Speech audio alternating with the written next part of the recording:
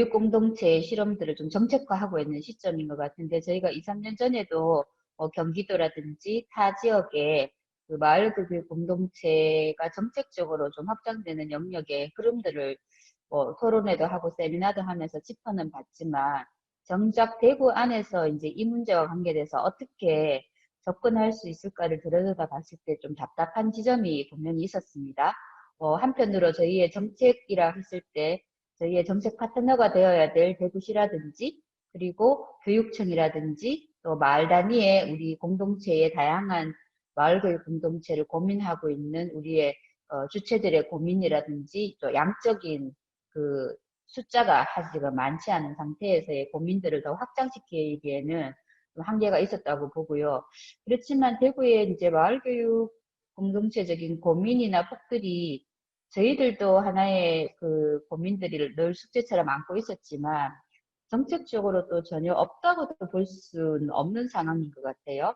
잘 아시는 분은 아시겠지만 대구시가 3, 4년 전부터 그 우리마을 교육 나눔이라는 형태로 해서 지금 동 단위에 1,000만 원 정도 예산을 내려서 지역의 그 청소년과 이런 그 돌봄에 함께 이제 고민해야 될 주체들하고 어, 마을에 있는 지역에 있는 공동체 자원으로서 다양한 영역에 협업을 해서 이 사업을 풀어나가는 활동들을 지금 대구에도 제가 알기로는 작년까지 올해까지 아마 확정이 되어서 80여 개 이상이 지금 우리마을 교육나눔이라는 이름으로 대구시형 공동체 활동들이 교육 공동체 활동이 일어나고 있는데 이것이 저희가 몇 년 동안 오는 것을 지켜보면서 고민이 되는 거는 이 사업 같은 경우에는 동 단위의 예산이 1,000만 원이 내려가서 주민협의체가 만들어지는데 이 주민협의체 형태 자체가 이 교육 공동체적인 지역의 돌봄과 그 이런 것을 지속적으로 고민할 수 있는 틀로서는 지속되지는 않더라. 그래서 이것의 어떤 정책이 지원되는 지금 방식이라든지 그리고 구별로 이 정책을 실행하는 데에 도움을 주는 행정 인력도 지금은 무기계약직으로 해서 구청에 다 배치가 되어 있습니다. 그래서 이런 부분이라든지 이런 정책을 다시 한번 저희가 재구조화하고 재설계하고 평가하고 좀 성찰하면서 돌아볼 시점이 되지 않았느냐. 그 여러 지금 선생님들의 논의를 보면서 한편으로 왜냐하면 이미 예산이 투여되고 있고 인력이 투여되는 사업에 대해서 우리가 들여다볼 필요가 있겠다라는 지점이 하나가 있고요. 목소리 잘 들리시죠? 제가 이어폰을 끼고 얘기하고 있어서. 그리고 한편으로는 지금 저희가 그 대구 마을교육 공동체 네트워크에서 1, 2년 전에 고민해둔 지점들이 교육부가 정책화를 이제 본격화하면서 최근에 대구에도 새로운 흐름들이 좀 만들어지고 있는 것 같아요. 그 예를 들어서 그 교육청 단위의 몇몇 교사들 중심으로 해서 새로운 교육을 고민하고 있는 교육 이런 이름으로 지금 현장에 있는 교사들이 마을 공동체 현장을 지금 탐방하고 있다는 얘기를 최근에 들었습니다. 물론 저희 센터를 통해서 직접적으로 요청이 들어온 거는 아니지만 이제 그 학교 단위에 있는 교사들이 마을을 알아가고 있는 지금 수준인 거예요. 우리마을 교육 나눔 공동체와 좀 다르게. 그래서 제가 이 얘기를 왜 드리냐 하면 재작년에 제가 전국에 마을교육 공동체 네트워크가 출범을 했습니다. 무주에서. 그때 이제 1월 달에 그 워크숍이 있어서 갔는데 전국의 다른 지역에서는 사례 발표를 하러 대부분 학교 지역이 교장쌤, 교감쌤, 교사들, 지역의 공동체, 교육 공동체 주체들이 와가지고 사례 발표를 다 했는데 대구에서 제 혼자 갔었거든요. 그러니까 아무도 학교 단위, 이런 단위 아무도 없었어요. 그래서 이게 결국 대구의 현실을 말해주는 거다는 생각이 들었고 최근에 경남이나 또 순천시가 우리가 대표적으로 도서관의 도시라고 알고 있잖아요. 이 도서관이 굉장히 우리 그 지금 앞에 도서관 관장님도 이 논의에 참여를 하셨는데 마을 도서관이 이미 그 도서관만 기능뿐만 아니라 교육 공동체적인 그리고 돌봄의 기능까지 하는 다양한 영역의 그 가능성들을 보여주고 있는 도시에 어떤 모델로서 우리가 순천을 굉장히 많이 따라 배웠었는데 이 순천이 뭐 기적의 놀이터라는 몇 가지 놀이 공간을 통해서도 보여준 정책이 있지만 최근에 굉장히 이 지역의 다양한 자원들이 연결되면서 교육 공동체, 마을 교육 공동체적인 정책 실험들을 굉장히 빠르게 하고 있고, 이 정책들이 나름대로 좀 성과를 내면서 주목받고 있는 지역으로 가고 있고요. 최근에 경남, 울산 지역도 그런 좀 순천시의 모델들을 보면서 되게 빠르게 마을교육 공동체의 정책을 실험하려는 시도들이 있다고 저는 최근에 들었습니다. 그러면 대구에서 이제 이런 논의들을 어떻게 시작할까라고 했을 때,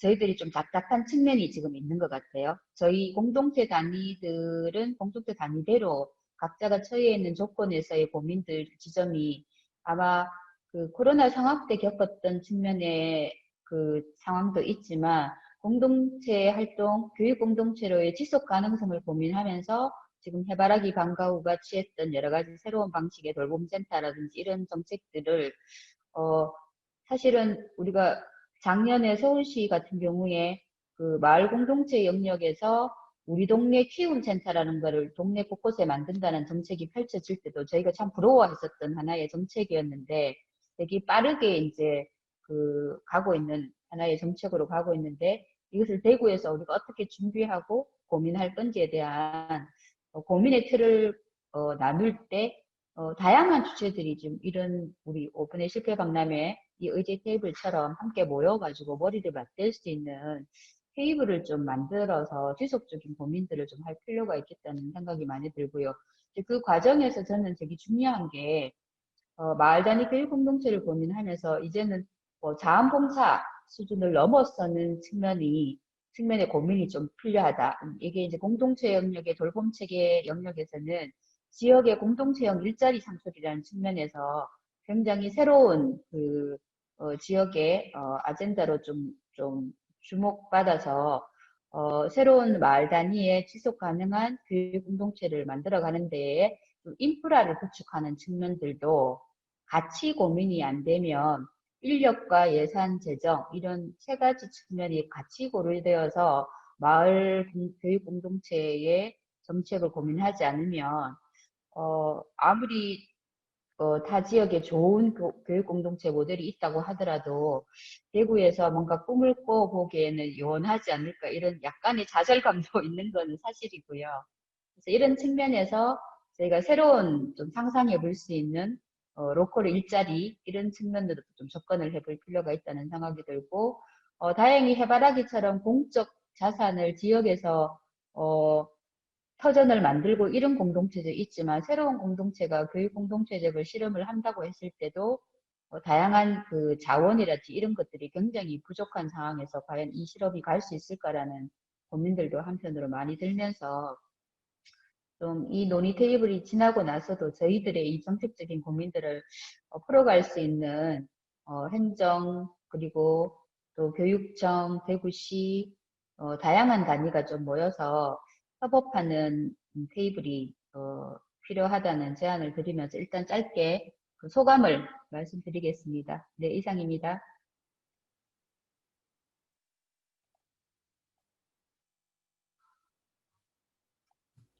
네, 네, 감사합니다. 많은 얘기들을 해주셨어요. 저희는 사실, 저희가 1차, 2차 테이블에서 나누었던 얘기는, 사실 지금 현재 이렇게 있는 마을 공동체 또 이렇게 뭐 크게 약간의 뭐 큰 단위든 작은 단위든 이 공동체들이, 이렇게 지속하면서 이런 어떤 코로나19라는 새로운 상황에 닿았을 때 어떤 어려움들이 있었는지 또 어떤 노력들을 했는지에 대해서 얘기를 했었는데 오늘 이제 정책 전문가로 김영수 센터장님이 오시고 나니까 조금 더 그 범위가 넓어진 것 같아요. 그래서 코로나19 상황뿐만 아니라 현재의 마을 공동체 그리고 마을 교육과 관련되어서 어떤 현재 어떤 흐름 뭐 이런 전국적인 흐름에 대한 얘기들을 해주셨고 그 흐름들 속에서 대구의 어느 정도의 위치에 있는가, 아주 거의 뭐 꼴찌에 있는 것 같은 그런 느낌이 드는데, 네, 그런 부분에 있어서 또 얘기를 해주셨고, 실제로 그런 것에 대해서 이제 대구시가 좀 많이 늦게 가는 편인데, 우리가 먼저 그런 고민들에 대해서, 그리고 이것들이 마을 교육 공동체가 지속 가능하려면 결국 인력적인 부분이나 예산적인 측면, 뭐 이런 부분들에 대한 어떤 재정에 대한 고려, 이런 것들이 어느 정도 뒷받침이 되어야 사실은 지속 가능에 대한 유지와 관련된 얘기들을 할 수가 있는데, 그런 부분들이 사실 공동체나 마을에서는 되게 어려운 문제이기 때문에, 그런 부분에 대한 논의들 같이 모여서 좀 방안들, 새로운 방법들에 대해서 의논을 해봐야 되는 지금 시점에 와 있다, 이런 얘기들을 해주실 것 같습니다. 네, 방금 얘기를 들었고요. 혹시 이제 여기에 계신 의제 당사자분들께서 혹시 질문이나 아니면 거기에 대한 의견 이런 거 있으시면 자유롭게 손을 들고 음소거 해주시고 얘기해 주시면 될 것 같고요. 지금 김영수 센터장님은 제가 소개해 드렸는데, 저희 당사자분들은 저희끼리는 다 알지만 김영수 센터장님이 혹시나 모르시는 분이 다 아시겠지만, 네, 그래도 그러니까 첫 발언하실 때 잠깐 이렇게 소개 잠깐 하시고, 네, 인사 잠깐 하시고 발언해 주시면 감사하겠습니다.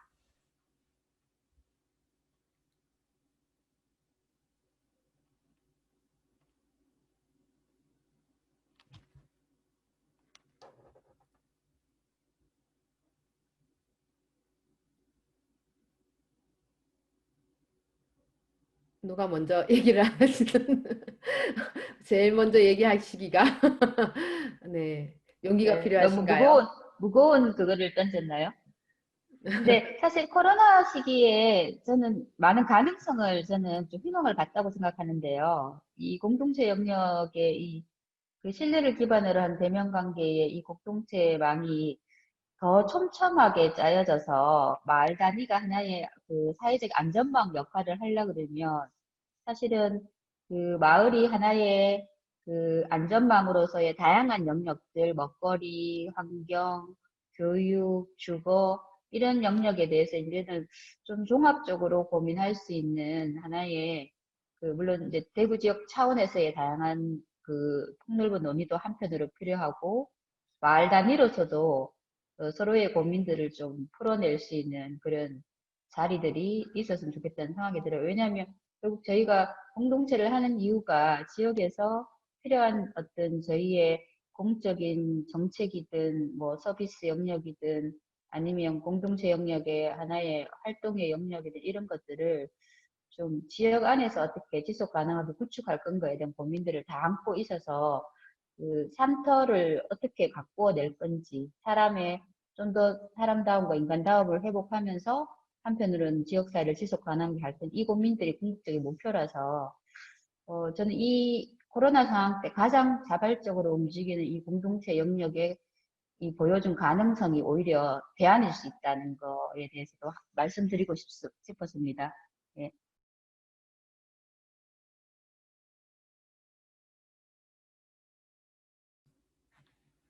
네, 사실은 저기 이제 뭐 예를 들자면 다들 얘기를 안 하시니까 일단 제가 먼저 얘기를 하면, 방금 얘기하신 건 사회적 안전망, 더 마을에서 어떤 공동체에서 더 촘촘한 코로나19 상황에서의 사회적 안전망의 역할들을 하셨다 했는데, 저희 마을에 사실은 그 안심협동조합이라고, 어, 그 생협 같은, 네, 먹거리를 고민하는 그런 협동조합이 있습니다. 근데 사실은 운영에 있어서 되게 어려움이 있었는데, 오히려 코로나19 상황에 어, 그 운영의 어려움이 극복이 되는, 네, 오히려 저희가 걱정했던 것과는 달리 사람들이 대형 마트를 가지 않고 사람 많이 모이는 곳에 장 보러 가지 않고 오히려 그냥 집 앞에 있는, 그리고 안전하다고 그리고 믿고 뭐 코로나19 상황에 가격이 폭등하지 않는 그러한 생산자와 직접적인 가까운 생산자와 연결해서 로컬 푸드를 공급하는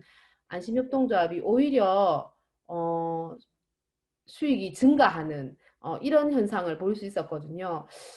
저는 이게 참 시사하는 바가 많다고 생각을 하는데, 우리가 교육의 영역, 돌봄의 영역에 있어서도 대단히의 돌봄, 대단히의 교육의 영역들이 이런 코로나19 상황에서 그 어떤 좀 혼란, 그리고 그냥 아예 문을 닫아버리는 그러한 단절의 상황에서 우리가 작게 마을에서 있는 교육 공동체들이 돌봄의 영역들이 오히려 그런 상황에서 학교를 가지 못하는 아이들, 공적인 돌봄의 영역에 또 공적인 돌봄들이 이런 여러 가지 문제로 인해서 행정적인 문제로 인해서 문을 닫아버리고 우리 마을 교육나눔 사업도 그렇게 사업을 하는 데 있어서 행정의 관리를 받는 곳은 사실 코로나19 상황에 운영이 되지 못했다라고 얘기를 들었거든요. 그런 상황에서 공동체, 우리 마을에 있는 그런 작은 공동체들이 오히려 더 그,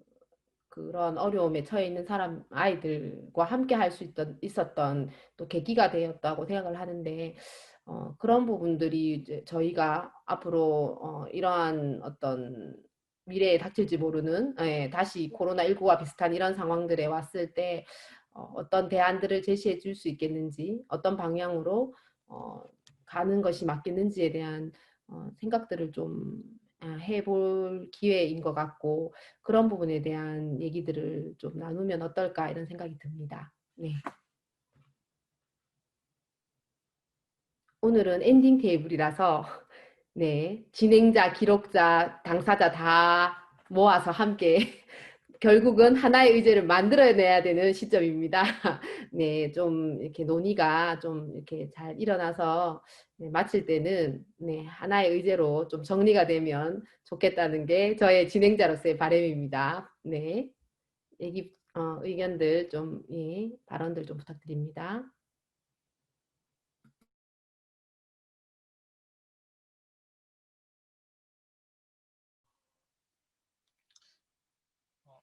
다른 분들이 말씀을 잘 안 하셔가지고 제가 먼저 얘기를 하겠습니다.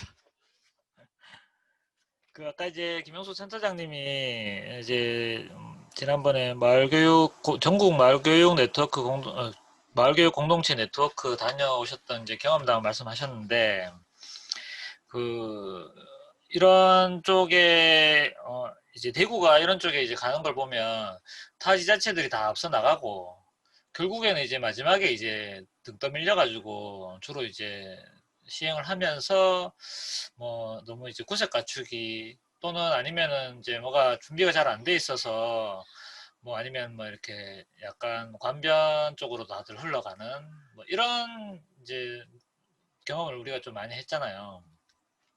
그래서 이제 학교와 마을과 학교 또 지자체 뭐 교육청 이런 것들이 다른 지자체 특히 광주 같은 경우에는 상당히 협업이 잘 돼서 마을 교육 그다음에 마을 돌봄 뭐 이런 것들이 이제 활성화되고 있다고 예전부터 이제 들어왔었는데 우리도 이제 뭐 타지자체 이제 부러워만 할 문제가 아니라 대구가 이제 타지자체에서 시행한다는 거는 등 떠밀려서 한 2, 3년 후에는 대구도 한다는 얘기거든요. 그러니까 좀 미리미리 각 이제 지역 단위별로 관에서 시행되는 것들을 받아낼 수 있는 우리 이제 좀 약간 잘 운영되는 마을공동체라든가 이런 것들을 육성할 필요가 있다고 생각이 되고요.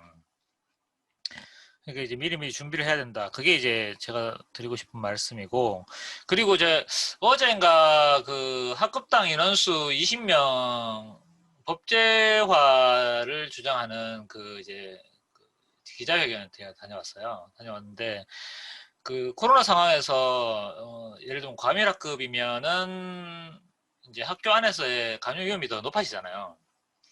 그래서 학급당 학생 수가 낮은 지역, 그러니까 시골 지역이나 아니면 작은 학교 같은 경우에는 매일 등교를 하면서 부모들의 돌봄 부담이 상당히 적었다. 그리고 돌봄이나 이제 왜냐면 학교가 뭐 학업만 하는 것이 아니라 전반적인 돌봄이 이루어지잖아요. 학교 안에서 아이들이 안전하게 시간을 보내면서 그렇다 보니 그 이제 뭐 작은 학교 같은 경우에는 전교생 등교를 하면서 부모들의 돌봄 부담이 줄었단 말이죠.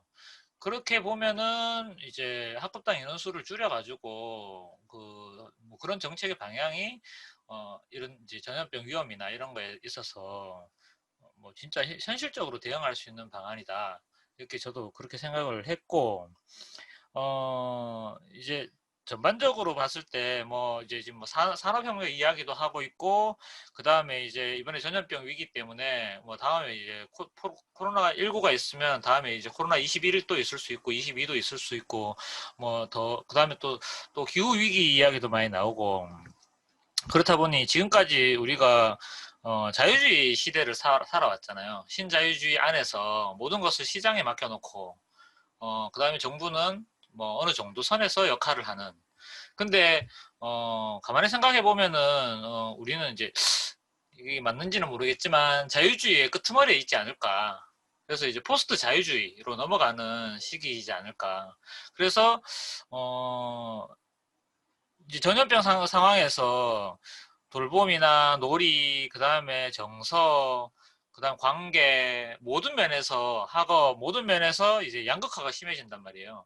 돈 있는 사람들, 뭐 부모가 집에서 케어해 줄 수 있는 사람들은 더욱더 좋은 여건에서 돌봄을 하고, 좋은 여건에서 학업을 하고, 그렇게 되고, 뭐 예를 들면 맞벌이 가정이라든가 한부모 가정, 조성 가정, 그 다음에 다문화 가정, 이런 이제 원래부터 소외됐던 사람들은 아까 말했던 다른 모든 영역에서 이제 더 안 좋아지는 상황이, 그래서 이제 양극화되는 부분, 이런 부분을 해소해야 된다. 물론 마을 공동체나 이런 단위에서도 이런 부분에 신경을 써가지고 활동을 해 나가야 되겠지만 사실은 그런 힘을 많이 쓰기에는 어렵잖아요. 지금 워낙 힘이 미약하다 보니. 그래서 정책, 오늘 이제 정책 전문가를 모시고 이제 하는 거니까 진짜 정책의 방향이 그쪽으로 갈 수 있도록 이제 좀 목소리를 좀 내고 그렇게 해야 되지 않을까, 저는 그렇게 생각합니다.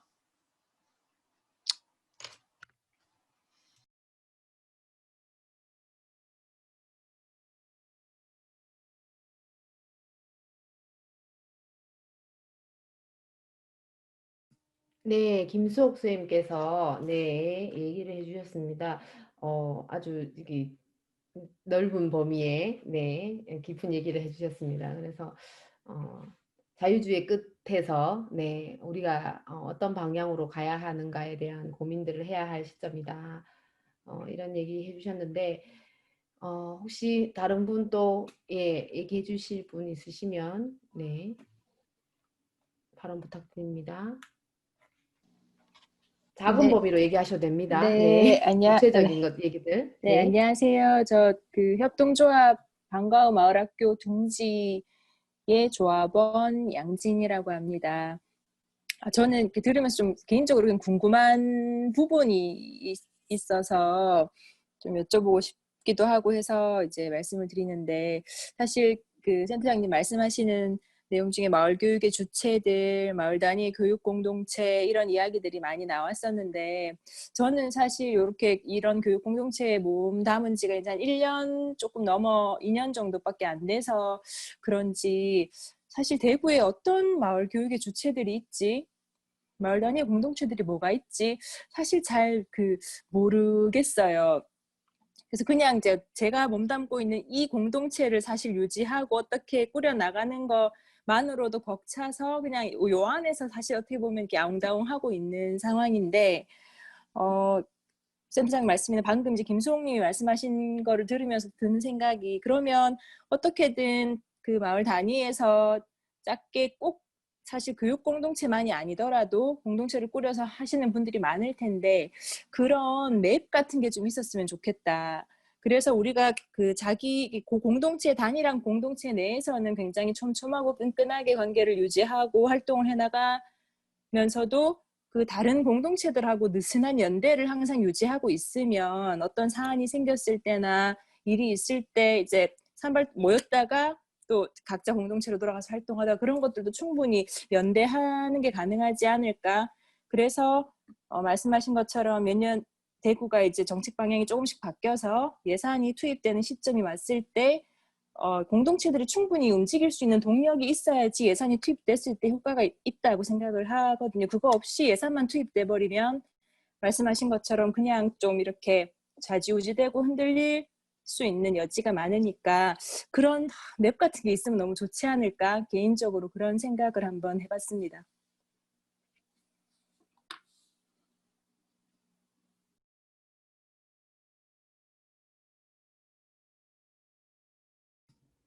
네, 양진희 선생님께서 예, 얘기해 주셨습니다. 그 공동체 간에, 그러니까 가까운 공동체 안에, 마을 단위 안에서의 연계들은 어느 정도 이루어지고 있는데, 교육 공동체라는 대구시 전체의 어떤 간에는 서로 어떤 일들이 일어나고 있고, 어떻게 운영되는지에 대해서 뭐 잘 서로 알지 못하고, 또 소통하는 게 어려움이 있다. 이런 함께 좀 고민하고 또 얘기할 수 있는 느슨한 연대 이런 것들이 필요하지 않나. 그래야지 우리가 이후에 이런 것들이 확장되었을 때뭐 예산을 받는다거나 뭐 정책적인 부분들이 있을 때 함께 거기에 대해서 대처할 수 있지 않나 이런 얘기 해주셨습니다. 네, 다른 또 발언하실 분 계신가요? 네, 김유경 선생님.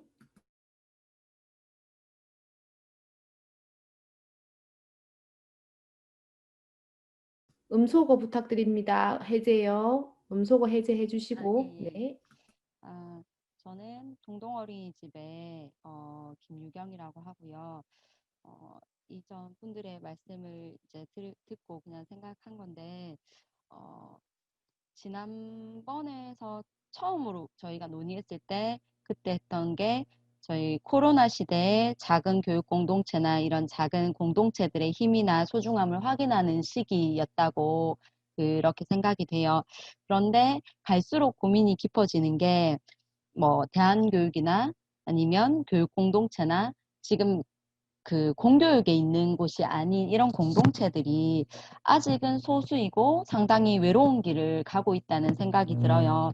이것이 아까 양진희 선생님 말씀하신 것도 있지만 작은 공동체 단위의 맵이 있으면 좋겠다라고 이렇게 얘기하시는데 저는 이제 공동체가 엄청 많다고는 생각이 들어요. 전에 대구시 마을 뭐 공동체 거기서 나온 거 보면 엄청난 단위의 공동체들이 있는데 이게 정리가 되어 있는데 다 면면을 살짝 들어보면 너무너무 힘들다는 거죠. 그 공동체들이 안에 유지하는 데만도 힘들고 아주 소수고 어떤 힘이 그렇게 많이 없고 이게 사실은 우리도 그렇지만 상당한 저변이 있지도 않고 그다음에 뭐 탄탄하지도 않고 그냥 작은 움직임들이 있어서 그 하나 공동체를 꾸려 나가는 것만으로도 상당히 힘들고 외로울 것 같다. 그래서 뭔가 더 큰 거를 해보기에도 힘들고 그래서 겨우겨우 저희도 그렇지만 이어나가고 있는 중인 것 같아서 사실은 저변 확대 아니면 대구 전체 인식 변화 이런 게 상당히 중요하다는 생각이 드는데요.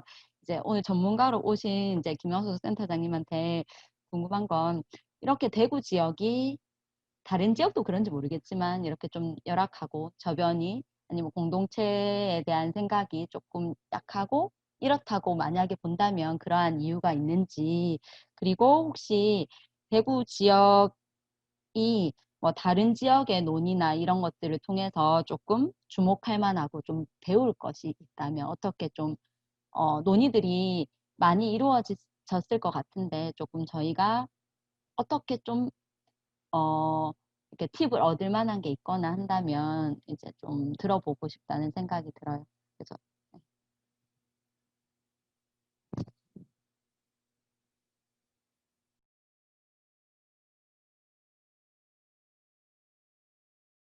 네, 예. 네, 그 먼저 선생님하고 답을 듣고 오혜경 선생님, 오혜경 그럴까요? 선생님 다 먼저, 듣고. 예, 예. 오혜경 선생님 먼저, 예, 질문을 받고 네네. 하도록 하겠습니다. 네. 음소거 해제, 네, 해주세요. 예, 조금 김유경 선생님에 대해서 조금 덧붙여가지고 지금 할 때마다 이렇게 좀 범위가 자꾸 이렇게 확대되는 것 같아서 의제의 폭이 되게 넓어진다 하는 생각이 좀 드는데요. 어쨌든 작은 공동체에서 시작해가지고 이제 학교, 지자체까지 왔어요. 그죠? 법제화하는 거기까지 왔기 때문에 저는 학교에 있으면서 학교에서 돌봄에 대한 영역이 되게 찬밥 신세라는 느낌이 들거든요. 그런데 돌봄을 안 할 수는 없고, 그러니까 지역의 한계를 효과를 거두기 위해서 학교에서 돌봄을 시작을 한 거잖아요. 근데 그렇게 하고 난 다음에 이제 지금 분위기가 마을 공동체나 마을로 돌봄의 영역을 넘겨야 한다는 운동이 많이 진행되었고, 그 끝에 지금 대구 경북이 있는 상황인 걸로 이해가 되는데요. 김유경 선생님의 말에 질문에 덧붙이는 이유는 다른 지역에서는 아마 사례 연구나 이런 것을 공유할 때에 어떻게 서로가 이제 물꼬를 터가지고 이런 돌봄의 문제를 마을과 학교가 하나 되어서 지자체와 연결이 되어서 시작하게 되었다. 이게 교육청이 우선이 돼야 되는 건지, 지자체에서 먼저 예산이 마련이 돼야 되는 건지, 아니면 마을에서 어떤 주민들이 으쌰으쌰 이게 먼저 돼야 되는 건지, 아니면 물론 뭐 제일 좋은 거는 세 개가 다 맞아가지고 한꺼번에 일어나는 게 제일 좋겠지만, 그런 사례들을 공유 받으신 게 있으면 얘기가 좀 되면 좋겠다 해서 중간에 끼어들었습니다. 이상입니다. 저도 오늘 이 돌봄 영역의 섹션 들어오면서 어떤 우리가 이 논의를 시작하면서의 우리 스스로도 느끼지만 어떤 새로운 국면으로 넘어가는 시기가 저는 약간 육감적으로 느껴질 때가 있어요. 제가 오늘 이 교육 공동체 돌봄 영역에 온다는 얘기를 아무한테도 안 하는데, 제가 2명의 교사들한테 마을 교육 공동체가 뭐고 라고 뭐 관련된 대구의 활동 사례가 있나 뭐 이런 어떤 질문을 받아서 자료를 달라 뭐 이런 얘기를 2명의 전혀 한 1년 전 연락이 없던 현장의 교사들한테 연락을 받으면서 이 상황이 뭐지? 그래서 학교 단위의 현장의 교사들이 움직인다는 거는 1차적으로는 교육청 중앙정부 차원의 마을교육 공동체나 하나의 키워드가 정체가 되기 시작했다는 것의 의미라고 저는 읽혀졌고요. 근데 이거를 정책을 대구의 교육행정이든 이런 대구시든 이런 단위가 어떻게 받을까의 숙제가 이제 저한테 놓여진다고 했을 때 대구를 들여다보면은 저는 정책을 가져가는 데 있어서의 우선순위의 많은 부분들은 결국은 행정의 의지가 일정 정도 중요한 많은 것을 차지한다고 보일 수밖에 없고요. 근데 그런 조금은 좌절되고 절망스러운 상황에서도 지금 대구 마을교육 공동체 단위가 보여주는 그 새로운 고민의 폭이라든지 우리의 지금 논의의 이후에 대안을 찾기 위한 과정이라든지 이 고민들은 이미 그 다른 지역의 그 마을교육 공동체를 실행하고 있는 현장의 주체들의 문제의식 수준에 올라와 있는 거예요. 그러니까 이 지점이 지금 못 만나고 있는 거죠. 저희는 어쨌든 대구의 교육 공동체의 활동의 효시가 역사가 어딜까? 요즘은 대구 공동체의 효시라고까지 역사를 거슬러 가면 얘기하는 그 서구 비산동의 희년 공부방, 예전에 또 세너 개의 그 저소득 지역에 밀집해 있는 공부방 운동이 굉장히 중요한 역사의 그를 차지하거든요. 이제 그때 지점을 돌아봤을 때 결국 아까 수옥생님이 얘기 주신 것처럼 저희가 그 송파 세모녀 사건이 사회복지계에서 2013년도에 했을 때 그 세 자녀의 그 절망스러운 삶의 선택을 그 당시에 마을에서 누군가가 공동체적인 연결망으로 해서 아이를 함께 돌보고 함께 살아가는 좀 힘을 지지를 하고 응원하고 아이를 편하게 보낼 수 있는 누군가의 끈이라도 한 개라도 연결돼 있었으면 과연 그런 선택을 했을까라는 그 사회복지계의 성찰이 있었는데, 저는 그 성찰의 어떤 하나의 키워드는 지금 마을로 와 있다. 사회복지적인 정책만으로도 해결할 수 없다. 그래서 실질적으로 이 문제의 당사자인 우리 주민이 오히려 정책 결정에 굉장히 중요한 영향을 미쳐야 되는 시점에 와 있지 않느냐, 결국은. 그래서 마을이 중요하다. 그냥 마을은 그냥 마을이란 공간이기 때문에 중요한 게 아니라 우리가 정책 결정자의 중요한 역할을 해야 된다. 이 관점은 분명히 좀 세우는 게 필요할 것 같고요. 그래서 사실은 얘기해 주신 것처럼 학교 방과 후 돌봄 사업이 시작될 때도 저는 개인적으로 조금 비판적으로 봤어요. 그 아이들을 학교에 오전부터 가가지고 돌봄이 필요한 영역에 아이들이 학교가 감옥도 아니고 도대체 몇 시간을 머물러야 되며 예전에 초기에 시작할 때는 야간 보육도 해야 된다 이런 얘기 있었거든요. 지금 거의 안 하죠. 그럼 학교가 감옥인 거야. 학교에 가가지고 밤 10시까지 있어야 되는.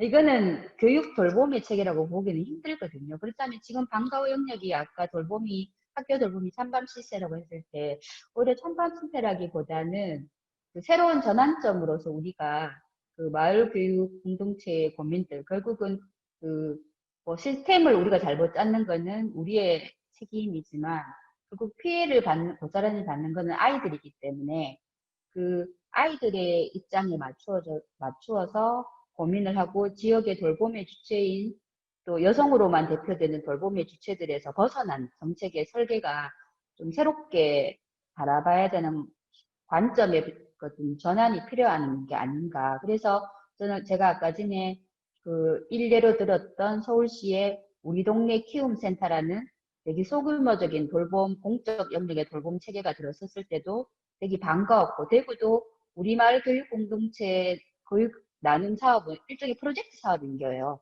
한 10개월, 6개월 하면 끝나는 사업. 체계도 안 남고 시스템도 안 남는 거예요. 근데 이 정도 했으면 서울시의 우리 동네 키움센터 정도는 공적 영역의 정책화를 못할 이유가 별로 없는 거예요. 이제 거기에는 결국은 행정적인 의지와 정책의 우선순위를 바꾸어내는 과정에 시민적인 역할이 좀 더 필요하지 않나라고 저도 반성을 하고 과제로 안고 좀 사회가 어떻게 함께 이 문제를 책임지고 돌보는 걸로 전환시킬 건지 가족 중심에서 지역사회가 어떻게 돌봄을 할 건지에 대해서 고민하는 계기점으로 저는 좀 삼았으면 좋겠다 이런 생각을 좀 나누고 싶습니다.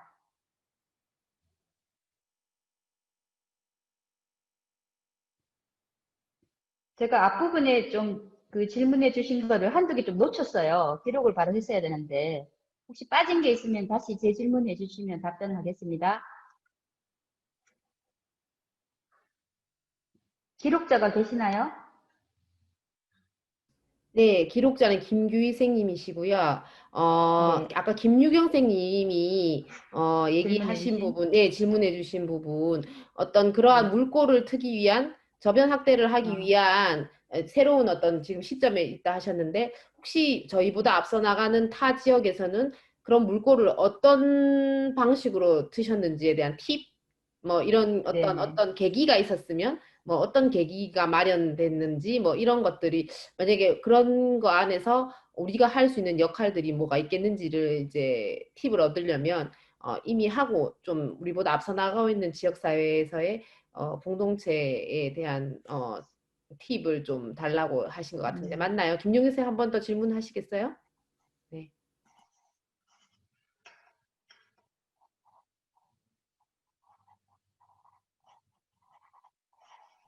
네, 예를 들면 아까 뭐 순천 얘기하셨고 하셨는데, 네, 그거 네네. 네, 조금 어떤 구체적인 공동체의 어떤 액션이 있으셨으면 뭐 그런 것들도 알려주시면 좋을 것 같습니다. 근데 이제 저는 한 지역의 이런 새로운 흐름으로 전환되기 위해서는 시민사회의 오래된 숙성된 역량이 눈에 우리가 보이지 않지만 준비돼 있어야 된다고 보거든요. 저희가 순천을 굉장히 소규모 도시로 보는데 저희 앞뒤 도서관 만들어지는 2007년도 시기에 순천을 그때 방문했습니다. 그때 기적의 도서관이 있었죠. 근데 저희가 도서관 갔다 오면서 대구 동구의 엄마들도 야 우리 도서관 만드는 게 순천이 기적의 도서관 정도의 공공도서관인 줄 알고 다 부러워하면서 왔는데 아니다. 우리 마을 도서관 만들었잖아요.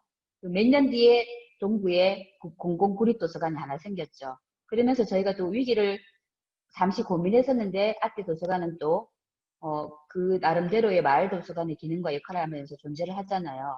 근데 저희가 그때 순천에 갔을 때 깜짝 놀랐는 거는 순천이 기적의 도서관 한 개가 있음에도 불구하고 순천시가 당시에 마을 곳곳에 동 단위에 최소한 3개 이상의 작은 마을 도서관 거점을 만든다는 정책을 함께 가져가고 있었어요.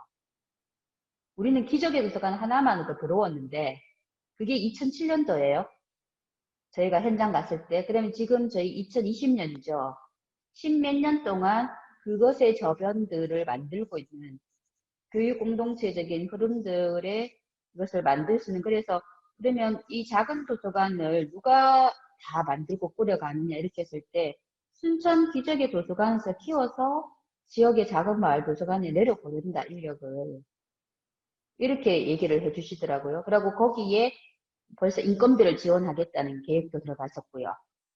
마을 도서관마다. 그래서 이게 그 단지 도서관 하나의 정책이 아니구나. 마을 단위에 이것을 촘촘히 짜고 있구나. 그게 이게 진짜 제대로 된 도서관 정책이구나를 온몸으로 느끼고 왔던 거거든요. 10몇 년 전에. 근데 저는 그 저력이 지금 나온다고 보는 거예요. 그렇다면 대구가 지금 가지고 있는 이런 물꼬를 트기 위한 우리의 저변을 확인은 할 필요가 있다고 봐요. 저는 대구 공동체의 활동, 운동의 저력이 저는 분명히 있다고 보고, 이것에 그 힘들을 좀 모아내고 논의를 촉발시키고 새로운 정책의 전환들을 좀 시킬 수 있는 대구 공동체 이 20년 정도의 역사의 시점에서 우리가 새로운 전환에 조금은 그 의제의 새로운 공동체를 꾸리자 정도만 아니라 좀 새로운 공동체 활동의 모델로서 이것의 중요한 영역들을 확산시켜낼 수 있는 논의들을 조금 더 확장시키는 거가 필요하다는 생각이 들고, 그리고 이제 이 물꼬를 트는 데 있어서 저는 다른 지역의 모델들을 따라갈 수 없는 조건이기 때문에 만약에 정책 결정자나 이런 분들이 마음을 안 내주면 결국 우리가 소규모적인 정책 대안들을 계속 만들면서 갈 수밖에 없는 상황이라서 공동체 영역에서 새로운 예를 들어서 뭐 계속 놀이 삼초를 만든다든지 생태놀이를 할 수 있는 놀이교사를 양성한다든지 새로운 영역의 공동체 활동의 주역들을 계속 만들어낼 수 있는 사람에 대한 고민들도 좀 동시에 하면서 물꼬를 좀 틔울 수 있지 않을까. 아마 학교의 선생님들이 지역으로 나와서 활동하기에는 많은 부분 한계가 있기 때문에 지역사회가 그걸 준비하고 있어야 되지 않을까, 이런 고민들도 좀 하고 있습니다.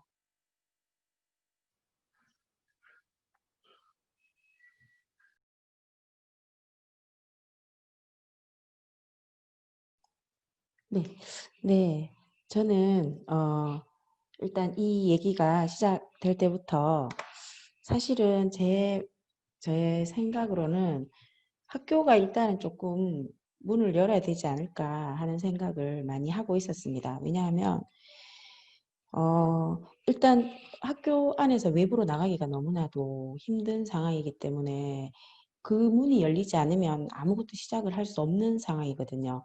그래서 먼저 학교에서 교육청에서 깨어지는 그런 그 시기가 있어야 될 것 같고, 그 교육청을 깨는 데는 사실은 주민들의 얘기도 물론 중요하지만 지금 이렇게 분위기가 바뀌어가고 있다는 것을 계속 학교의 교육청의 관계자들의 문을 두드려야 되는 게 가장 빠른 방법이지 않을까 하는 생각이 듭니다. 그리고 전국적으로 모였을 때 그 분위기를 보면 일단 그 사람들이, 대구 지역 사람들이, 관계자들이 지자체 또는 교육청 관계자들이 느끼는 바가 클 것이기 때문에 그렇게 전국적으로 많이 느껴볼 수 있는 기회를 마련하는 것이 좋을 것 같고, 그렇게 해서 어쨌든 이 돌봄의 영역이 깨져가지고 이 사실 그 코로나로 인해서 학교가 문을 닫음으로써 돌봄의 영역이 많이 무너졌지 않습니까? 무너졌는데 소규모로 다시, 학교는 대규모로 운영이 되니까 소규모로 돌봄을 하려고 보니 학교에서는 불가능하고, 그 다음에 이런 역할을 할 수 있는 곳을 찾으려고 보니 뭐 복지관이나 이런 것들도 사실은 공적인 영역이라서 다 문을 닫고 운영되지 못하고 그래서 마을 공동체나 이런 쪽으로 이제 눈을 돌리고 이렇게 도움을 주고받고 했던 것 같아요. 하면서 이제 위기를 극복했던 것 같습니다. 그렇게 하려면 이제 우리 마을 공동체가 미리 준비되어 있어야 된다는 거죠. 그래서 소규모로 우리가 지금 이렇게 각자의 자리에서 공동체 생활을 해 나가면서 돌봄 영역에 생활을 준비하고 이제 진행하고 있는 이 상황들을 잘 이겨나갈 수 있도록 지금 형성된 곳은 지원을 계속 꾸준히 해서 이제 더욱더 양성을 할 수 있도록 했으면 좋겠고 또 시작하려는 곳을 좀 더 이렇게 육성하는 방향도 이제 지원을 좀 해줬으면 좋겠고 그 지원의 방향으로 사실은 작은 공동체 아까 그 공동체 매핑 얘기를 들으면서도 생각했는 것이 공동체라고 해서 공동체 종류가 너무나 많이 있잖아요. 그 분류별로 많이 있잖아요. 근데 이 공동체 맵을 모든 맵을 다 같이 놔두면 만들지 않은 것만 못하다는 생각이 들거든요.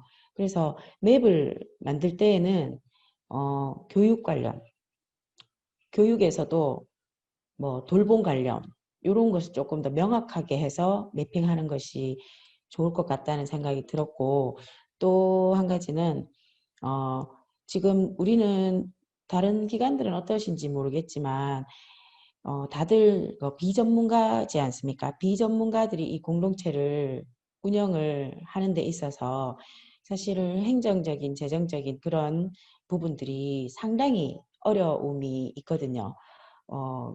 그 직원을 한 명 쓰고 안 쓰고 이런 정말 꼭 기업에서 해야 되는 그런 것들을 해 나가는 게 사실은 비전문가로서 어려운 점이 있어서 그런 부분에 대한 지원들도 많이 좀 되어야 되지 않을까. 그래야지 작은 공동체가 쓰러지지 않고 계속 잘 지켜나갈 수 있을 것이다 하는 생각을 얘기 드려봅니다.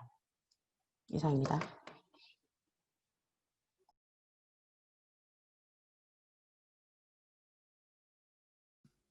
네. 네. 논의가 깊어지네요. 네. 그래서 결국 지금 공적 돌봄, 학교와 같은 공적 돌봄이 이제 마을로 바뀌는 새로운 어떤 전환점에 있는데 이런 부분에 있어서 얼마나 그 지역사회가 준비되어 있는가 또 공동체가 준비되어 있는가 행정이나 이런 부분들은 얼마나 또 준비가 되어 있는가 사실은 거기에 대해서 뭐 그 학교가 움직여야 된다 또 교육청에서 움직여야 한다 그리고 우리가 미리 지역사회가 준비되어 있어야 된다. 뭐 이런 얘기들 계속 지금 얘기가 나오고 있습니다. 혹시 또 다른 네 얘기를 해주실 분? 네, 김원정 선생님.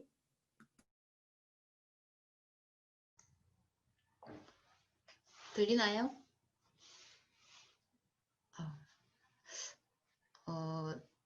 저는 마을에 김언정이라고 하는데요. 저는 전문가도 아니고 사실 전문적으로 얘기하기도 힘들고 뭐 아는 것도 없고 해서 그렇긴 한데 이제 그냥 다들 생각하시는 것처럼 반복된 얘기인 것 같아요. 저희들은 사실은 장애 아이들을 키우는 입장이니까 조금 다른 부분은 학교를 일단은 특수학교를 다니잖아요. 근데 이제 특수학교 같은 경우는 일반 학교들보다는 조금 더 정책적으로나 해결 방안이나 이런 게 조금 더 명확한 것 같아요. 조금 더 우선적이고 조금 더 빠르게 행동하고 결과적으로도 조금 더 선생님들이나 명확한 전달이 되는 것 같더라고요. 그래서 조금 이렇게 저는 이제 성보학교 다니고 있는데 그 학교에서 하는 그 특수학교에서 하는 거랑 일반 학교에서 하는 게 다르거든요. 사실은 둘 다 키우고 있는 입장이니까 그렇긴 한데 그 특수학교의 지원이나 이런 부분은 사실은 더 이렇게 잘 되어 있는 것 같아요. 금전적으로나 모든 게 잘 조금 더 나은 것 같더라고요. 왜냐하면 일반 학교에 특수반을 다니는 아이들도 있지만 특수학교 자체는 이게 학교 자체가 모든 게 다 특수하니까 뭐 차량 문제부터 시작해가지고 뭐 돌봄 문제도 그렇고 모든 게 조금 더 명확했던 것 같아요. 근데 뭐 코로나19 때문에 돌봄이나 모든 분야의 양극화되는 거는 누구나 갖는 걱정거리고 해결을 해야 될 만한 문제인 것 같긴 해요. 그리고 제가 사실은 뭐 이렇게 아까 말했듯이 전문가는 아니라서 더 뭐 확장돼서 이렇게 얘기는 못 하겠고, 그냥 봤을 때 아까 뭐 정책 얘기하셨잖아요. 그러니까 그거 해결 방안은 그냥 그 공동체 당사자들의 참여, 그리고 열정, 그리고 니즈. 그러니까 니즈라 하면은 필요해서 이제 이렇게 만들어지는 건데, 사실은 저희 마을에는 그 각각의 조합원들이 필요해서 만들어진 거잖아요. 그래서 이제 이렇게 처음부터 만들어질 때부터 시작해서 계획이나 이런 게 모든 게 이렇게 진행되어 왔고, 근데 그런 게 이렇게 행정기관이나 이런 데서 이제 행정기관의 리더십, 그리고 지원, 예산 이런 게 더 이제 많이 필요한 것 같아요. 그리고 저희들은 뭐 이렇게 뭐 예산이나 뭐 지원 이런 게 그냥 자연스럽게 이렇게 진행됐던 것 같은데, 이제 일반적인 이제 이런 공동체, 일반 공동체 여기에서는 그게 더 필요한 것 같아요. 예산, 뭐 리더십, 지원, 뭐 어떤 열정이나 모든 거에서 다 이런 게 필요한 것 같아요. 그리고 저희 장애 당사자들은 사실은 일반인들보다 이 상황에서 조금 더 움츠려들고 더 갇혀져 있고 그런 게 조금 더 힘들었었거든요. 그러니까 뭐 그런 거는 이제 그냥 당사자가 아니면 사실은 모르는 사실인데, 저희들은 조금 더 그런 점에서 조금 더 힘들었던 것 같아요. 제가 할 수 있는 얘기는 이게 다인 것 같아요. 네, 죄송합니다. 했던 얘기 반복해서. 네, 감사합니다. 네, 우리가 또 다른 측면이죠. 또 장애를 가진 아이에 대한 돌봄 부분, 또 특수학교와 관련된 얘기들 해주셨고, 또 마을에서 장애 아이와 관련된 협동조합을 또 운영하고 계시기 때문에 그런 부분에서 오히려 공적 영역에서는 장애라는 특수한 상황 때문에 더 어떤 정책적인 아니면 행정적인 어떤 움직임들이 더 다른 일반 학교보다 빨랐다 이런 얘기 해주셨고, 사실 하지만 일상에 있어서 또 마을에서 공동체에 있어서 더 이런 코로나19 상황에서 어떤 활동들을 하는데 좀 제약이 있었다 이런 얘기들을 해주신 것 같습니다. 네, 또 혹시 얘기 또 나눠주실 분 계신가요? 네, 김수민 선생님. 김영수 쌤 계신가요? 김영수 쌤 지금 안 계신가요? 네. 있습니다. 아, 예, 계신답니다. 네, 잘 듣고 있습니다. 예, 김수민 쌤 부탁드립니다. 네, 이지연 선생님보다 무조건 앞에 해야 될 것 같아서 일단 손을 들었고요. 이지연 선생님 마지막 엔딩을 부탁드립니다. 아까 이제 오늘은 이상하게 좀 집중이 더 잘 안 되는 것 같아요. 이게 마지막 엔딩이기도 하고 뭔가 자꾸 해결 방안이나 뭐 정책적으로 흐르다 보니까 좀 답답한 마음이 커서 그런지 그동안에 했던 이제 모든 문제점 이런 것들을 계속 그냥 되짚어 보게만 되는 것 같아서 좀 그런데 어쨌든 대구시의 행정력을 얘기할 때는 누구나 하나 없이 다 좀 답답한 것 같아요. 뭔가 공동체 안에서는 참 자유롭고 이런 마음이 들다가도 행정과 부딪히면 항상 대구가 마지막에 이렇게 부딪혀야 되고 또 우리 공동체들이 열심히 깨져야 하는 답답함들이 있어서 좀 어려운 것 같고요. 아까 김영수 센터장님 말씀대로 그 전라도 쪽이 이렇게 공동체 쪽이 참 잘 돼 있지만 근데 어떻게 보면 전라도 쪽은 공동체의 예산이 정말 대구와는 비교할 수 없을 정도로 많이 내려와요. 작은 도서관만 하더라도 작은 도서관에 뭐 일례로 작은 도서관에 작년인가 마을 탐방을 왔었거든요. 이 도서관 관련 단체들도 있었는데 이제 나름대로 안심마을이 그 공동체로 참 좋은 환경이라고 해서 탐방을 멀리까지 왔는데 이제 저희 아티 도서관도 공동체 탐방의 기관 중에 하나였거든요. 그런데 정말 무일푼의 예산으로 아무 예산 없이 이끌어 간다는 거에 정말 저희가 너무 이렇게 그 탐방의 기관으로 하나에 끼어 있는 게 정말 좀 죄송하리만큼 그쪽 작은 도서관에서는 지원도 많았고 예산들도 많았고 활동가들도 엄청 많았어요. 그래서 오히려 저희가 나중에 탐방을 꼭 가겠노라고 이제 그렇게 얘기를 드렸던 게 기억에 남는데 이렇게 좀 작고 열악하고 뭔가 열악함 속에서 뭔가를 해결하는 게 그게 빛나 보이지만 참 어려운 과정이라서 저는 그 과정을 참 추천하고 싶진 않거든요. 뭔가 좀 풍부하진 않아도 할 수 있는 여력과 능력과 뭐 또는 재정이 뒷받침되어야 무엇이든 더 성장할 수 있다고 생각하는데 어렵게만 이렇게 피는 꽃이 정말 나중에는 뭐 흔들리거나 꺾이지 않았으면 참 좋겠다는 생각이 요즘 따라 더 많이 들고요. 그래, 그 예전에 그런 그 아까 말씀 중에 전라도 얘기를 하셔가지고 그 기억이 잠깐 납니다. 그리고 그 우리 동네 키움센터는 저도 그 작은 도서관에서도 많이 시행을 한다고 해서 관심 있게 봤었는데 그 우리 동네 키움센터 자체가 모토가 마을에서 10분 이내에 갈 수 있는 돌봄 공동체를 지향하고 있어요. 그래서 저는 그 내용이 너무 좋더라고요. 부모나 이게 공적 기관이 아니더라도 그 우리 아이를 10분 이내에 어디에 잠깐 우리 이웃이 아닌 또 다른 공동체에 맡겨서 좀 편안하게 이렇게 돌봄을 할 수 있다는 그런 시도 자체가 너무 좋은 것 같아서 그게 대구에 언제 또 뿌리를 내릴지 모르겠지만 그렇게 되기 위해서는 어쨌든 대구시에서 먼저 행정을 손을 뻗지 않으면 저는 지금 상황에서는 민간기관의 공동체의 힘들이 가장 중요하다고 생각하거든요.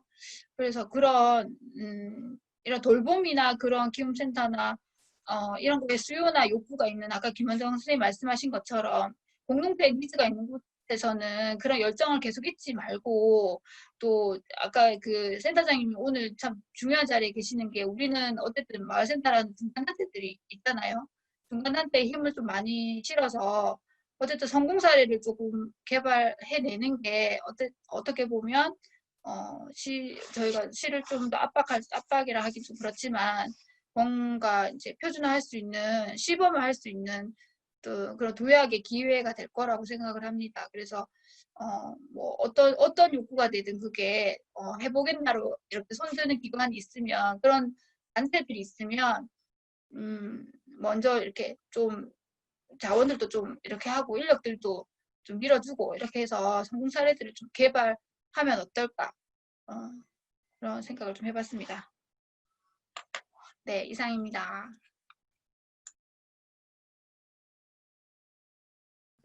네, 김수민 선생님 감사합니다. 자, 양진희 선생님 손 드셨습니다. 아, 네. 네.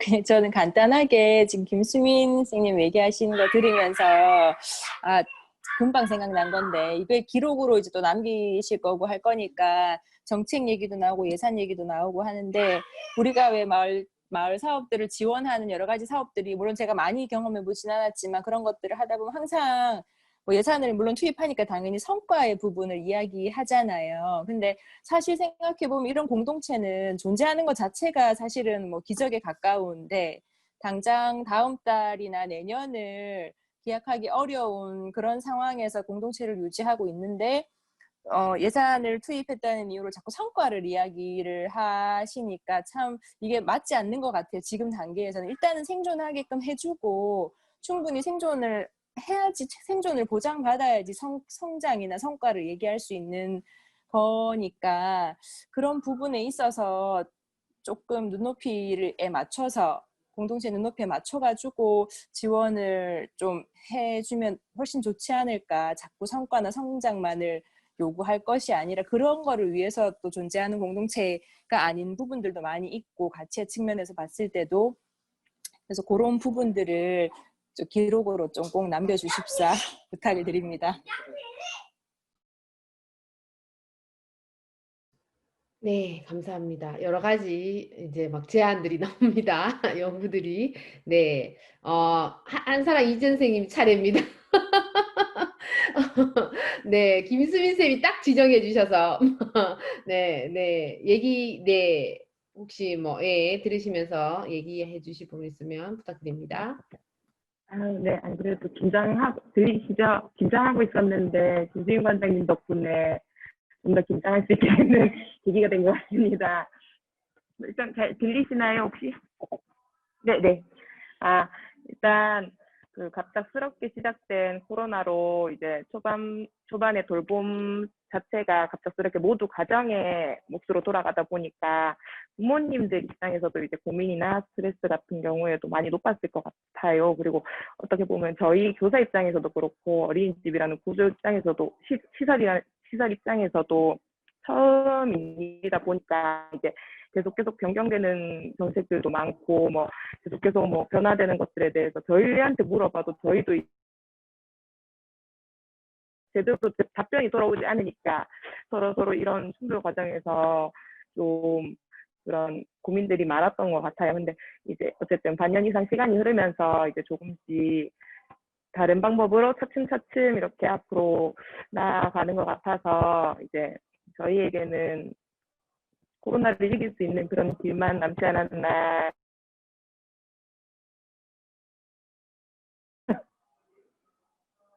선생님 얘기가 조금 끊깁니다. 선생님 좀 어디까지 끊깁니다. 많이 화면, 끊기나요? 예, 한 번씩 끊기네요. 뒷부분이 지금, 예. 부분이 끊겼나요? 예, 이제 됩니다. 선생님 얘기해 보세요. 예. 어디까지 혹시 안 끊겼나요?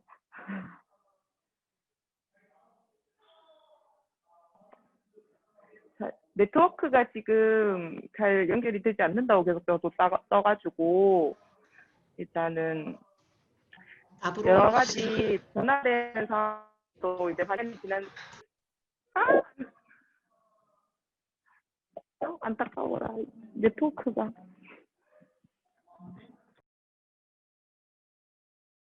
쌤 처음부터 다시 얘기하면 돼요. 제가 네트워크가 계속 연결이 잘 안 돼가지고 조금씩 끊기는 감이 없지 않아 있어요. 아까 말씀해 주시는 것도 계속 버퍼링이 조금씩 걸렸어가지고 지금 너무나 당황스러운 상황이긴 한데 다시 얘기하겠습니다. 일단은 갑작스럽게 이제 코로나 시대에 들어오다 보니까 초반 돌봄 자체도 어머님 몫으로 이제 어머님이나 아버님들 가정 몫으로 다 돌아가다 보니까 이게 학부모님들의 이제 고민이나 스트레스 정도가 많이 높아졌던 것 같아요. 그래서 이제 근데 또 이제 교사 입장에서도 어린이집 입장에서도 이게 새롭게 이제 당면한 그런 것이다 보니까 일단 변경되는 정책들에서 많은 혼란들이 있었는데 일단 반년이 지난 상황에서 차츰차츰 서로 조금 이해관계를 통해서 그리고 정책에 조금씩 수정을 통해서 많이 방법들을 찾아가면서 이제 많이 조금 안정기가 되지 않았나라는 생각을 하는데 이제 앞으로 앞으로 코로나를 함께 이겨나갈 그런 일들만 남았는 것 같습니다. 네, 저는 여기까지인 것 같습니다.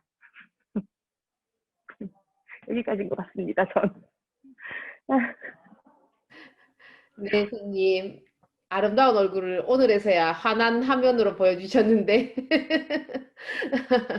네, 선생님. 네, 감사합니다. 얘기들 이제, 예, 조금 다 혹시 추가 뭐 발언하실 분 계신가요? 그러면 저희가, 예, 김수옥 선생님.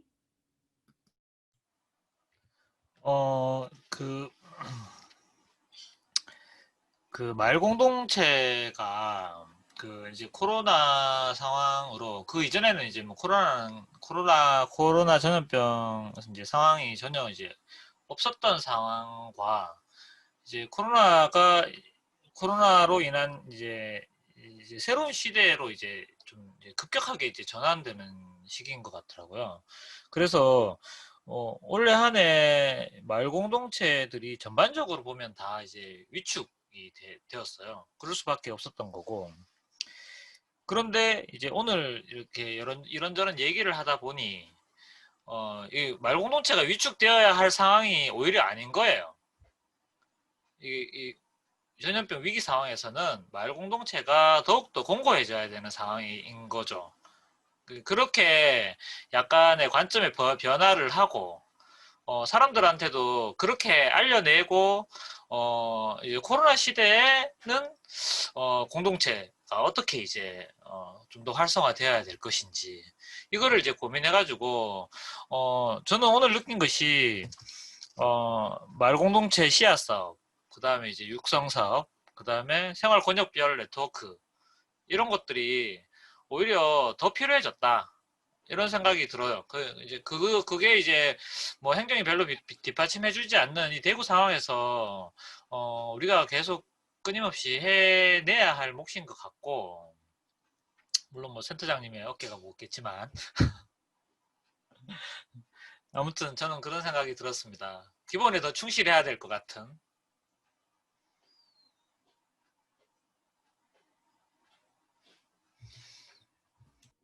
네, 선생님, 감사합니다. 기본에 충실해야 된다. 코로나19 시대에, 네, 기존에 있는 이 작은 공동체들이 계속 이어갈 수 있도록, 씨앗을 심고, 또 육성 키워나가고, 또 서로 네트워크가 될 수 있는 그러한 현재 상황들을 계속 이어나가는 것이 더 중요하다. 기본을 지키는 것이. 이런 얘기 해주셨습니다. 또 얘기 발언하실 분 계신가요? 자, 그러면 혹시 김효수 쌤 혹시 센터장님 혹시 하실 얘기 어떻게 그러면 마지막 엔딩에서 정리해야 될 저희의 의제를 한 문장으로 정리하면 좋을까요? 어떻게 정리하면 좋을까요? 지금까지 네, 나온 얘기들을 좀 조합을 해가지고 정리를 해서 우리가 대구시의 행정에 제안할 수 있는 어떤 의제를 한 문장으로 도출을 하면 좋을 것 같거든요. 네, 지금 얘기 나온 것들은 사실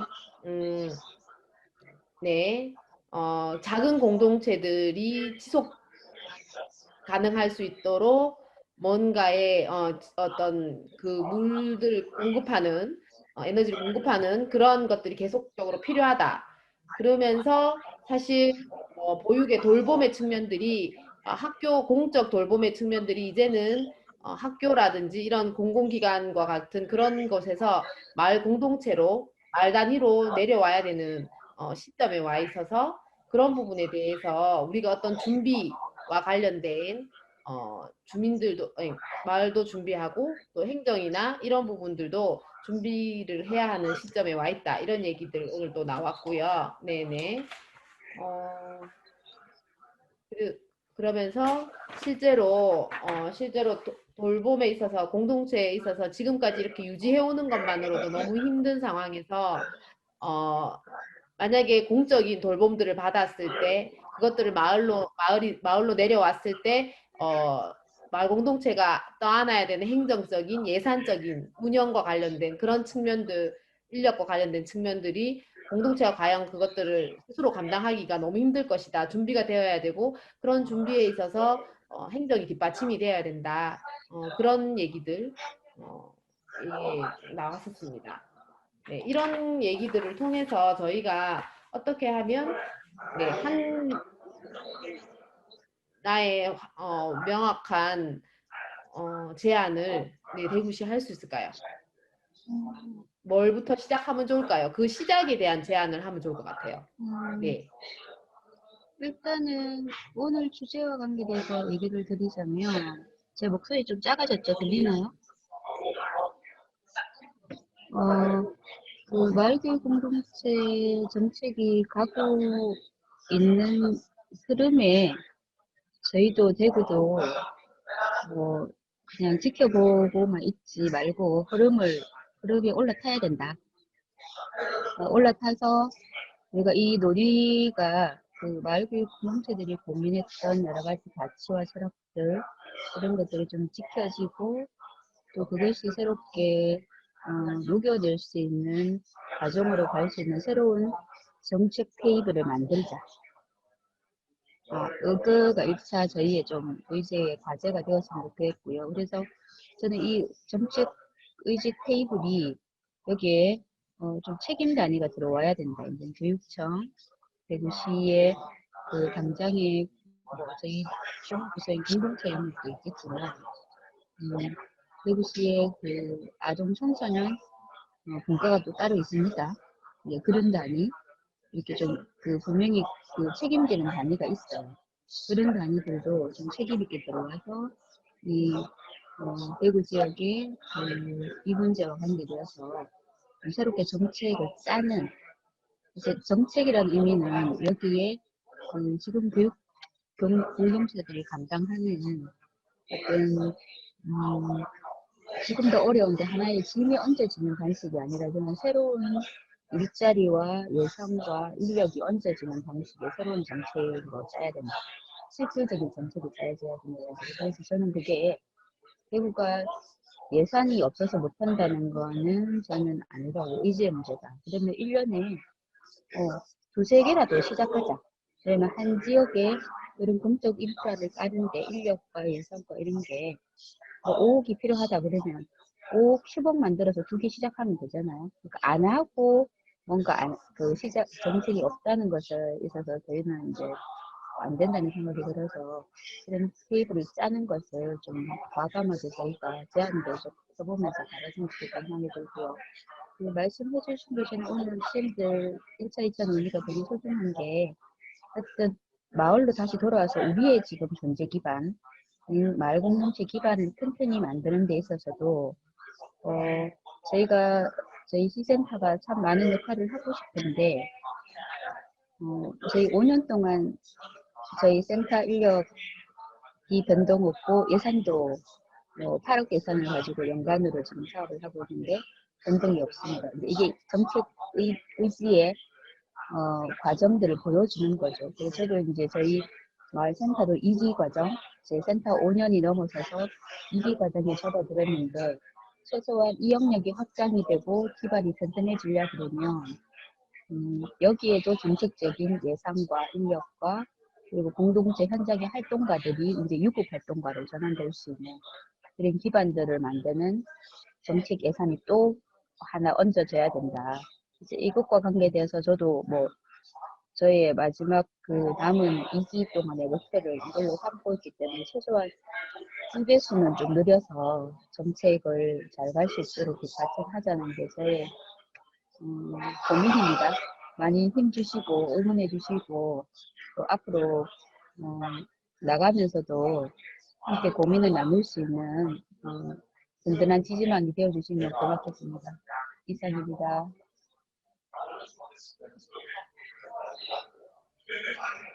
네, 방금, 네, 센터장님이 제안을 해주셨습니다. 오늘 저희가 나눈 얘기들의 결과물일 것 같은데요. 저희가 이제 의제를 제안한다는 것은 이제, 대구시에, 네, 그리고, 마을 공동체와 관련된 이 대구의 모든 사람들에게 이제 저희가 저희의 뜻을 모아서 제안을 하는 거죠. 그래서 결국 저희 주제가 마을 공동체 및 돌봄인데 이것과 관련되어서 그 공동체가 돌봄의 이제 주인이 되는 주 영역이 되는 이 시점에 이것과 관련되어 있는 주체들 행정이면 교육청이나 대구시가 될 거고요. 그리고 전문가 이거 관련된 전문가 그리고 저희 공동체의 주체들 공동체의 주민들 돌봄 영역에 같이 함께하는 이 사람들이 함께 모여서 이것과 관련되어서 정책 의제의 테이블을 만들자, 공적인 테이블을 만들자 이런 제안을 주시면서 이런 테이블을 통해서 전체를 다 바로 바꿀 수는 없지만 시범 사업처럼 네, 이렇게 해서 하나의 사례를 만들어가는 시도들을 해보자.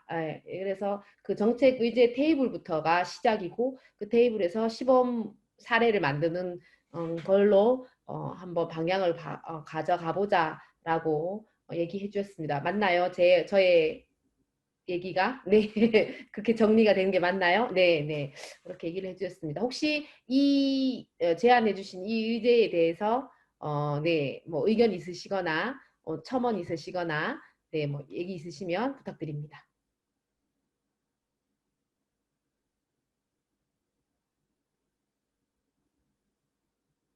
이 의제 테이블을 만드시면 참여하실 분, 참여하실 분 손 들어 주십시오. 참여하셔야 됩니다. 여러분. 참여하셔야 바뀝니다. 그래서 혹시, 네. 네, 센터장님. 뭐 하실 말씀 있으신 것 아니요, 뭐 같은데? 참여는 가위바위보 순으로 가는 걸로 하면 윤리적일 것 같습니다. 네, 네. 일단 여기에서도 참여하실 분이 계셔야, 네. 우리 도서관도 있으시고, 반가운 말학교도 있고, 센터도 있고, 작은 마을 공동체도 있고, 네. 너무 다양하게 협동조합도 있고, 뭐 너무나 다양한 주체들이 있으시니까, 네. 이 정책 테이블에서 오늘 하신 얘기들을 직접 교육청과 공무원에게, 대구시에게 얘기를 하셔야 됩니다. 당당하게. 그래야 바뀝니다. 네. 그래서 그런 테이블이 만들어지고 저희가 제안을 하면 혹시나 네, 그 제안에 대해서 대구시가 답변을 해주도록 되어 있습니다. 네, 그래서 답변을 꼭 받아서 이 테이블이 만들어져서 논의를 시작하는 공적 테이블이 만들어질 수 있는 방향으로 의제를 한번 제안해 볼까 합니다. 찬성하십니까? 혹시 반대하시는 분 있으십니까? 다른 의제가 좋겠다. 이렇게 의견 내셔도 됩니다. 없습니까? 다들 이제 그만하시고 싶은 이 표정들. 네, 피곤하시죠? 네, 그러면 이 의제를 저희 의제로 채택하고 1차, 2차, 3차 테이블에 참여해 주신 여러분들께 너무 감사드립니다.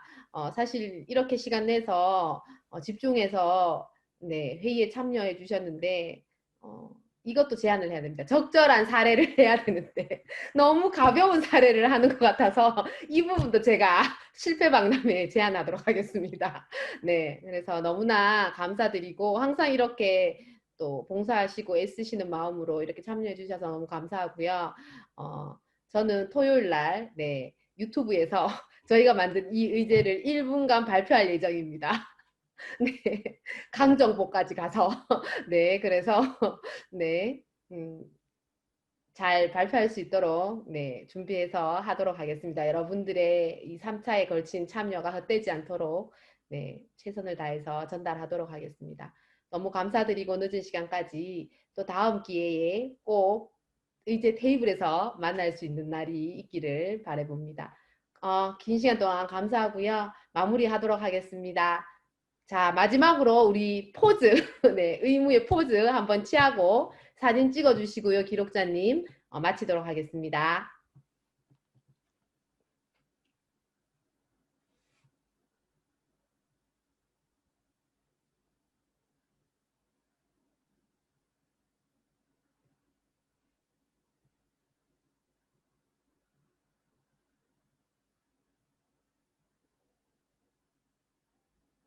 네, 감사합니다. 다음에 또 뵙겠습니다. 수고하셨습니다.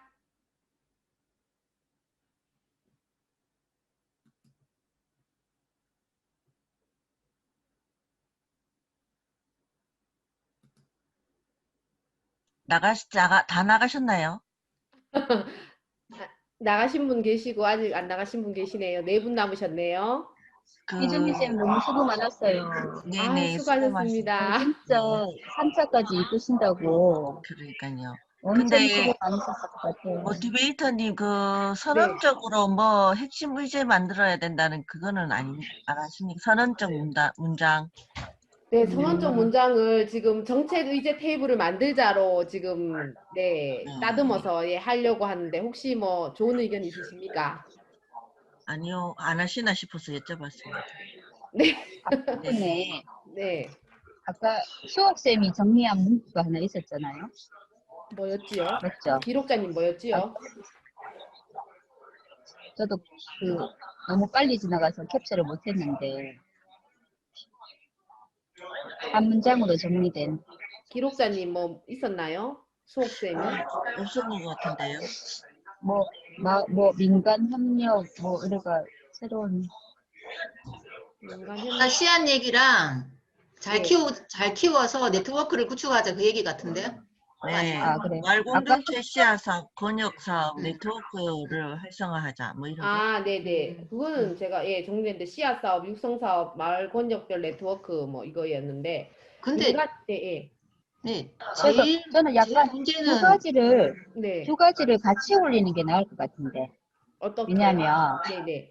그 정책 테이블은 어떻게 보면은 행정한테 메시지를 던지는 거고, 네네. 또 한편으로는 저희 공동체 영역에서는 저희들의 기반을 좀 튼튼히 구축하기 위해서 아까 수업쌤이 얘기했듯이 코로나 시기에 공동체 사업이 더 활성화돼야 되고, 뭔가 씨앗을 심고 네트워크가 강화돼야 된다. 이 지점이 두 가지를 오히려 네네네. 저희 의제 테이블에 네네. 뭔가로 정리를 해보면 네네. 이 두 가지 정책을 따로 떨어져서 만나면 안 되거든요. 아, 그러면 네, 뭐 그래서 네. 뭐 어떤 방식으로? 그래서 그러면 1번, 2번으로 정리를 1번, 하든지 해서 2번으로 일단 나누어서 과제는 두 개를 던지는 게, 네네. 의제를 예예. 네네. 아니면 그 전에 얘기 등거에서 더 추려가지고 한 세 가지로 정리를 하시든지. 네. 알겠습니다. 두 가지는 애매하니까 3, 3으로 하든지 뭐. 네, 저희가 그 네 개의 그날 PPT 할 때 PPT로 정리를 해야 되는데 토요일 날 예, 그때 보면 뭐 이제 슬라이드를 네 개를 이제 하라고 얘기를 하더라고요. 거기에 보면 뭐 앞에 방금 얘기하신 뭐 몇 가지를 좀 얘기를 하고 그 다음에 잠시만요. 마지막에 이제 선언적 문장으로 하라고 네 개의 슬라이드에 하셨는데 잠시만요. 제가 네, 팁을 그냥 드리면, 네, 이게 어쨌든 실패 박람회가 약간 행사성 성격으로 좀 마무리되는 게 강하잖아요. 네, 네, 그래서 우리가 의제 팁을 정리한 거는 네, 가능하면 4-5개나 3개 이상으로 해가 정리를 해서 네, 네. 디테일하게 요구하는 사항까지 담아야지 답변도 구체화될 거다. 그냥 슬로건, 그 행사 주최 측은 슬로건식으로 정리하라고 얘기할 줄 몰라.